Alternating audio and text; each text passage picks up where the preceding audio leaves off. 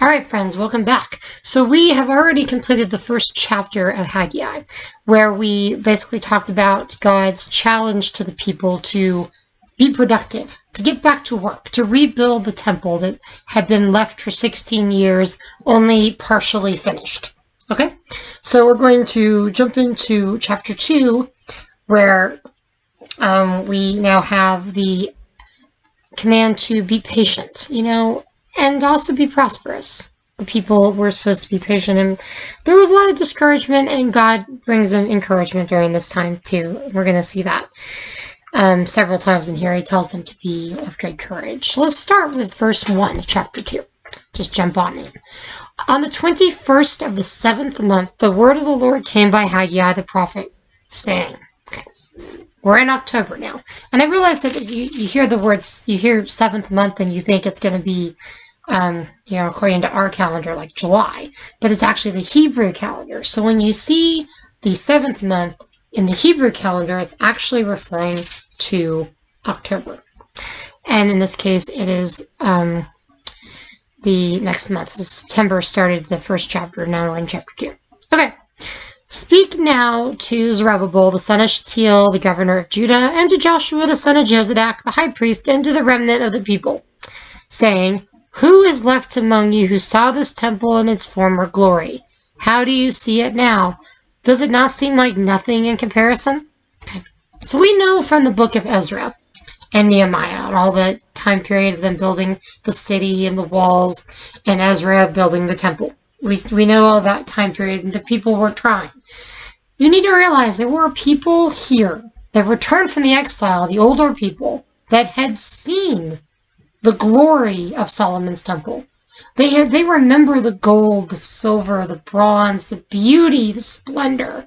Now the new people are coming here and they're seeing the temple go up, and the young people are excited. This is awesome. This is amazing. This is really great.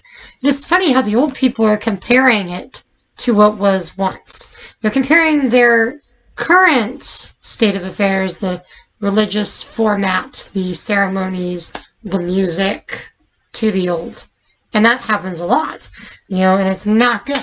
Comparison is often, I've heard, comparison is the thief of joy when you start comparing something to another. And God tells you don't do that.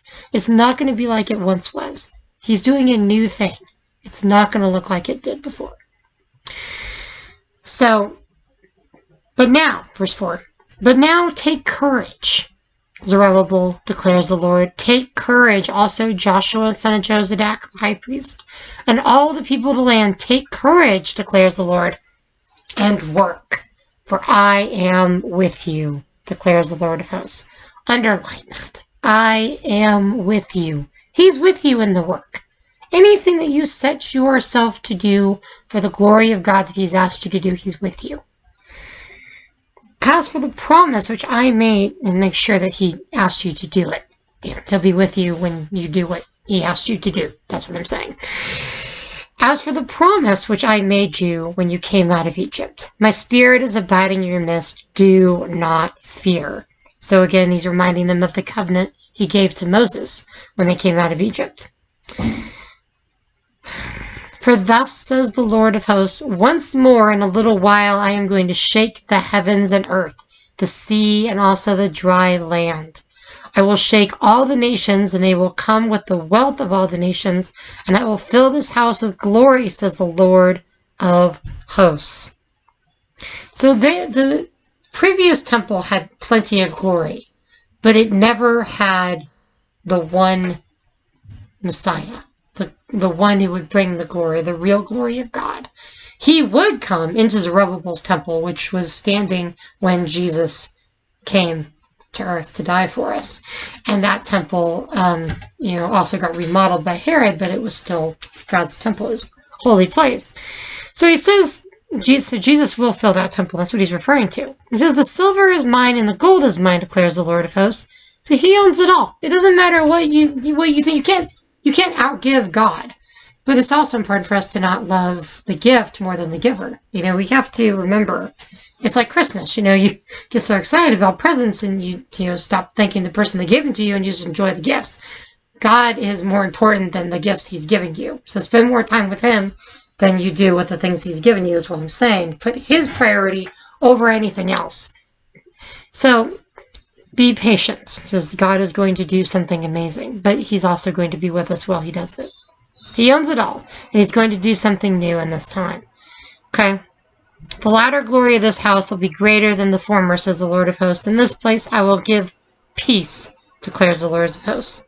And we know from Romans 5:1 and in Matthew 12, Jesus is the greater temple. He is the one greater, and he's the one that is going to be taken down, torn apart, and in 3 days rise again. That's what he's basically saying. Haggai is prophesying of the Messiah, prophesying of a greater glory that's going to come into the temple. Okay, verse 10. This is the third message. This is another month now. We're into December. So we've gone from September in chapter 1, October at the beginning of this chapter, and now we're hitting December. On the 24th of the 9th month in the 2nd year of Darius, that's Darius of Persia, the word of the Lord came to Haggai the prophet. Oh, I missed something. Back in verse 6, where it says he will shake the heavens and the earth. Okay, you need to remember, this is a time period, after Babylon, you had Persia and Greece and Rome. It was basically shaking the whole world. The nations would be shaken. There's a prophecy that God is going to come during that time. The whole earth is a mess. Jesus is going to come right down in the middle of the Roman occupation in the craziest time possible, but really the best time. That's when the time was ready for all the nations to have the road. The very religion, the very Christians that Rome was trying to annihilate that gospel was being spread throughout the Roman Empire because of Rome. The Roman road, Roman travel, the ability that Rome gave people to communicate and travel anywhere they wanted was the same ability basically Rome gave the gospel, the ability to spread. It's amazing. I love that. So then we have verse 11, which we're going to run out of time. So I'll go ahead and jump into the December message here in the next video. So I don't want to overrun. So the message here is just be patient. Do not fear, for God is with you. He is with you in all that you do. You hear him tell you that he wants you to do something. And I know that it sometimes seems like, I gotta wait, until the time is perfect. And we'll talk a little bit more about that in the next video, but now is the time. Now is the time to do it for God when he tells you to. If he says to do it, do it. Don't wait.